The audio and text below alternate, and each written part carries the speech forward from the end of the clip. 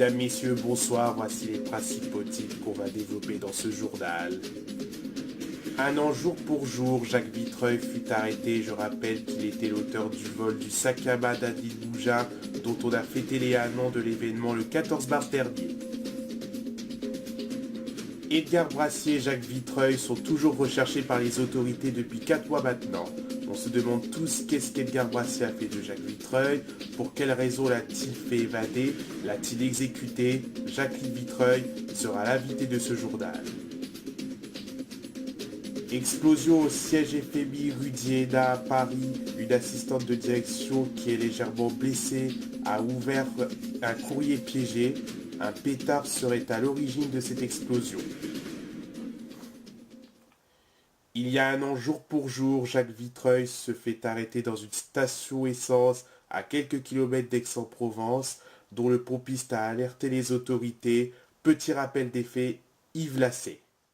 Tout s'est arrêté dans cette station essence à quelques kilomètres d'Aix-en-Provence, le 16 mars 2016. Le pompiste a alerté sa présence dans les lieux. C'est alors que toute l'équipe de police se rend sur les lieux et capture leur proie.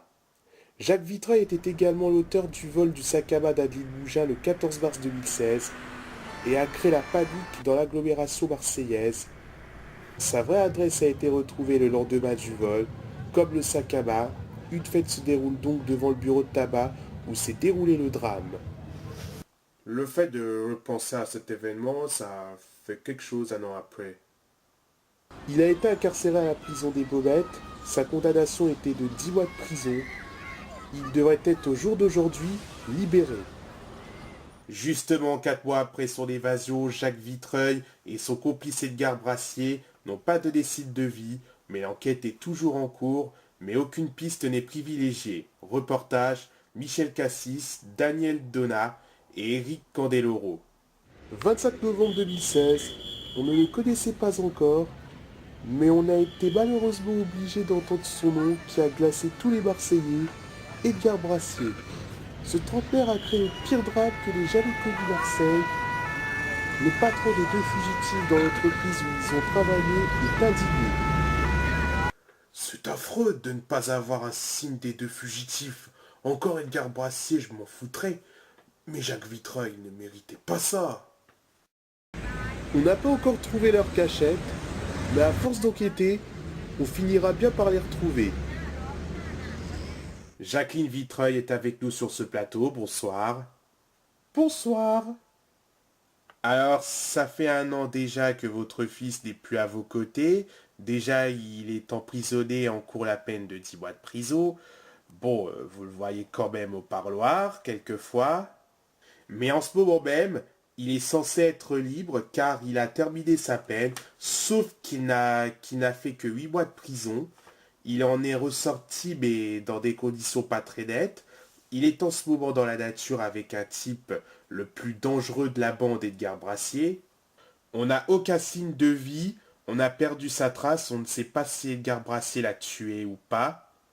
Qu'est-ce que vous avez envie d'exprimer sur cette disparition?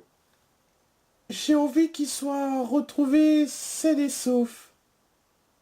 Même s'il devait revenir en prison?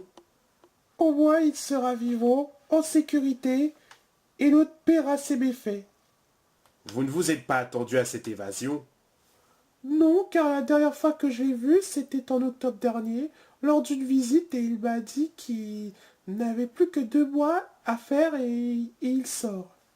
Mais je ne m'attendais pas à ce que quelqu'un le fasse évader, et maintenant je n'ai aucune nouvelle. C'est très touchant ce que vous dites, car c'est Edgar Brassier qui l'a forcé à s'évader sur le sort des 2 otages. C'est complètement idiot de sa part, car il voulait terminer sa peine, il s'est toujours opposé à cette évasion. Est-ce que vous pensez un jour que Jacques Vitreuil sera de retour? J'espère toujours, par exemple, je me dis qu'il va se rendre un jour à la police.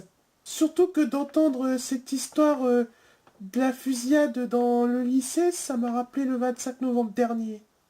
Merci Jacqueline d'être venue sur le plateau, au revoir. Merci à vous, au revoir. Je rappelle le numéro à composer si vous avez des nouvelles des 2 évadés, le 01 110 221, je répète, 01 110 221. C'est la fin de ce journal, merci de l'avoir suivi. Dans un instant, la météo d'Evelyne Delia, après C'est Canteloup.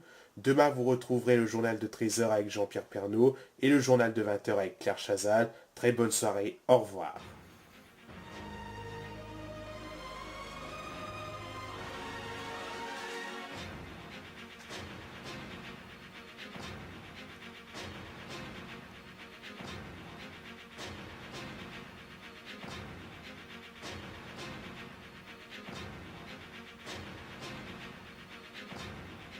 Une assistante de direction qui est légèrement blessée a ouvert une courrier.